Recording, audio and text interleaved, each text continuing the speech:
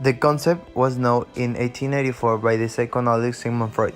Neuropsychosis of defense, given as a definition that is a description of struggles of the ego against painful and unbearable ideas and affects.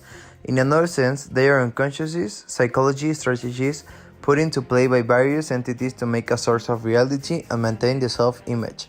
Anna Freud decided to carry out research to expand defensive ego concepts in psychoanalysis. In total, there are 10 different defense mechanisms.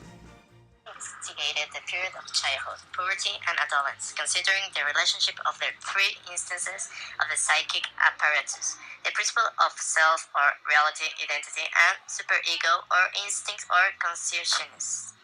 Adolescence is developing sexual functions that have a direct psychological influence on personality and psychological behavior, which causes imbalance and generates internal conflict in adolescents. These conflicts are the forces of instinctual impulses that are determined by the organic process, the ego's ability to overcome these forces or yield to them, depending on the choice of character and superego, and the effectiveness of ego defense mechanism. This film is based on the story of real event, which took place at Stanford University. This experiment was directed by Dr. Philip Zimbardo, who created what would later become one of the most important and famous experiments of all the times in the USA. In just 6 days, the psychologist was able to convert a group of university students into guards as sadistic people and prisoners as suicide victims. Now, Anna Freud theory can help us out in understanding what was happening to the mind of the people involved. The first example has to do with the defense mechanisms.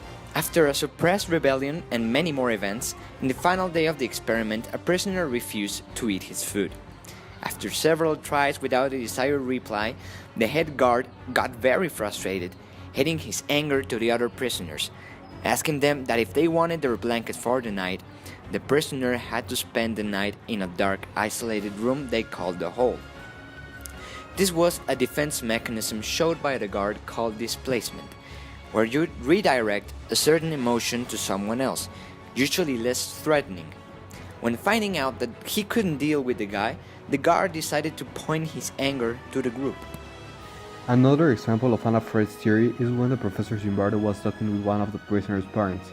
The prisoner's parents were worried about how their son looked, so the professor told them that maybe the prisoner was weak and was not able to resist the experiment, and they were allowed to take their son out of the experiment.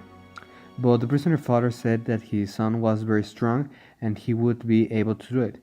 So we can observe that projection defense mechanism is showed here because the prisoner's father thought that if the professor believed that his son was weak, he should think that he was weak too. So I would say that Professor Zimbardo manipulated him.